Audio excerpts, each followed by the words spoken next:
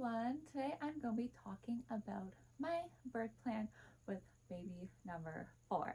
So the first thing I'm doing completely different is I am seeing midwives, and I decided to see a midwife this time around instead of an OB, just so I could have a bit more of a personal experience, and I would know that one of the midwives I'd see, I have 3 with one main one, I would at least know for sure one of them and feel confident in their care. And midwives also just tend to support mothers a lot better, and the appointments are more in depth, so they could really get to know me, my wants, and just how I want this delivery to go, and they'll do their best to help achieve that. With midwives, you can decide if you want a home birth or hospital birth, and some of them even have birthing centers, and I've decided to opt for a hospital birth.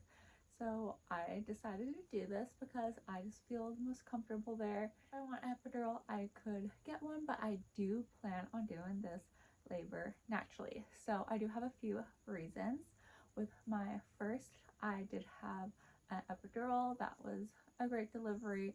I did bleed and need a lot of stitches, so I am very glad I decided to opt for epidural, because that would have been a very painful experience, needing all those stitches if I was not medicated. So I'm really glad I chose that.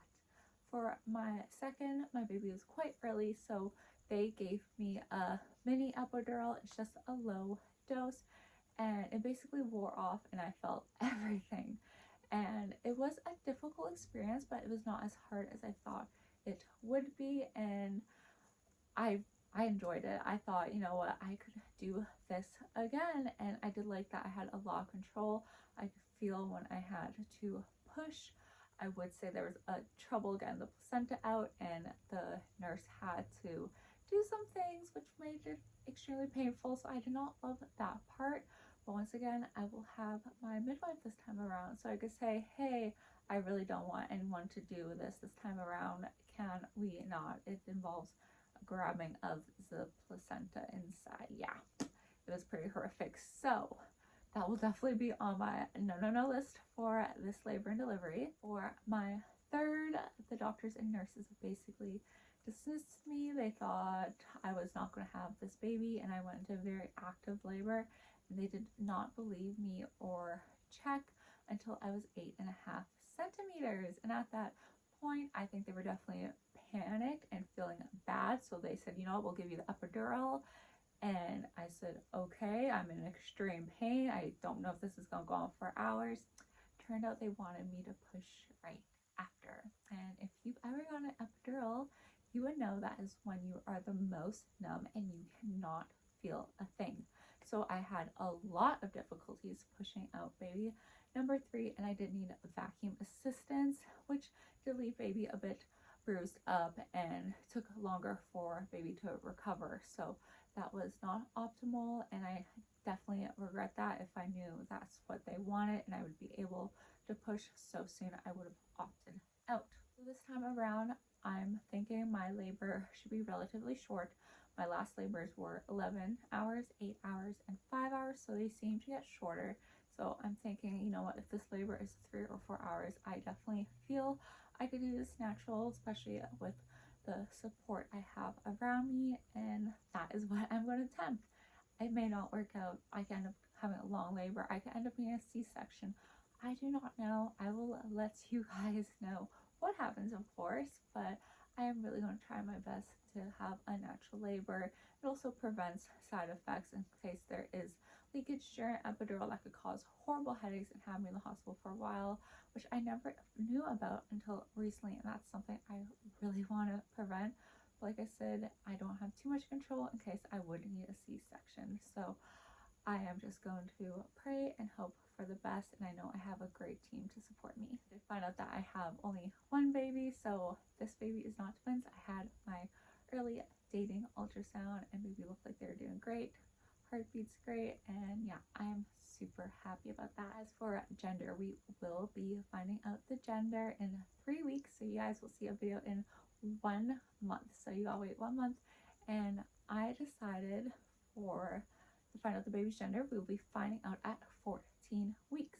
So you have 2 options to find out at 14 weeks. So you could do the blood test. However, if it picks up any boy DNA, you could get inaccurate results. So you could go do it at home, which for me is a no-no because I live with 3 boys. And then 2, you could go to a clinic, and the clinic that is closest to me is still almost 2 hours away. So I decided I'm gonna go at 14 weeks, and an hour and a half away from me, they do 3D ultrasounds and they will confirm the gender at that time. 14 weeks is the earliest for this specific clinic. A lot of them do not do this program, so you just have to look on different websites and see what's available for you, and that's how we will be finding out the baby's gender. I thought it'd be nice that we could see the baby and also find out the gender. We do not care about gender. I just do like certain gender specific coloring. I definitely have idea of the aesthetic I want this baby to have depending on if they were a boy or a girl. I do obviously decide the aesthetic of my child until they are of age. Just tell me what they like and then I'll buy them what they like. But until then, I definitely do have some ideas in mind of what I want for babies, so you will definitely be seeing lots of hauls. We do have a few names, and I will be posting a video on the baby names that we love but will not be using. And yes, I think that sums up everything, kind of my birth plan, that yes, I will be delivering at a hospital, but I will be doing so with a midwife and of course my spouse, and I will try and be attempting an all natural birth, and we will be finding out the gender. If you have any more questions or comments, let me know down below and I'll get back to you as soon as possible. And don't forget to subscribe so you don't miss out on future videos, and thumbs up this video. And make sure you're up to date with the rest of my pregnancy updates. I do weekly pregnancy updates to let you guys know what's going on, and I will be doing lots of hauls, and I will still have Disney content going up about once or twice a month. If you enjoy that, you will still be able to see that. Anyways, I hope you all are doing great. Bye.